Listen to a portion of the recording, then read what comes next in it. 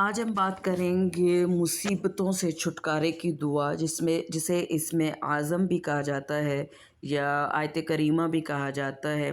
یہ وہ دعا ہے جس کے بارے حضرت یونس علیہ السلام کی وہ دعا ہے جس کے بارے میں حضور اکرم صلی اللہ علیہ وآلہ وسلم نے فرمایا کہ جس مسلمان نے بھی کسی بھی مصیبت میں اس دعا سے اللہ تعالیٰ کو پکارا، اللہ تعالیٰ نے اس کی دعا ضرور قبول کی، اللہ تعالیٰ دعا ضرور قبول کرے گا۔ اگر آپ اس کے میننگز دیکھ لیتے ہیں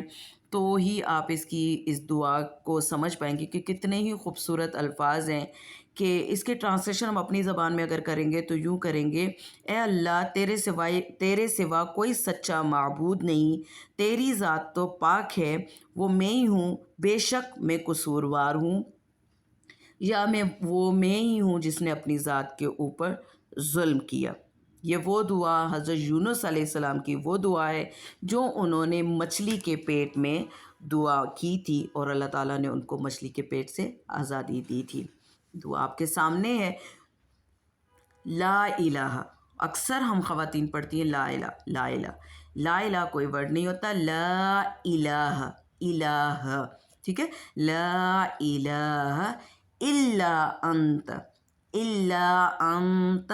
سبحانک کر کے نہیں پڑھیں گے، سبحانہ نہیں ہوگا، سبحان، آپ کے سامنے ہا آپ کو نظر آ رہا ہے ڈبل حرکت یعنی کھڑی زبر کے ساتھ، سبحانک، نک، نا کا نہیں کرنا، سبحانہ کا بھی نہیں کرنا ہے، ٹھیک ہے؟ سبحانک انی، مشدد کا غنہ بھی ہے، نون مشدد ہے، انی کنتو، کنتو کرنا ہے،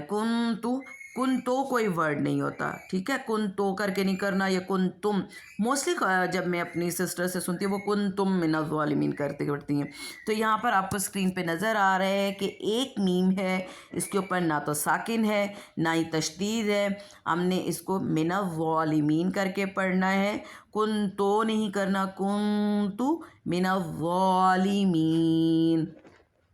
اس دعا کو ہم پھر دیکھتے ہیں: لا الہ الا انت سبحانک، سبحانک انی کنت من الظالمین۔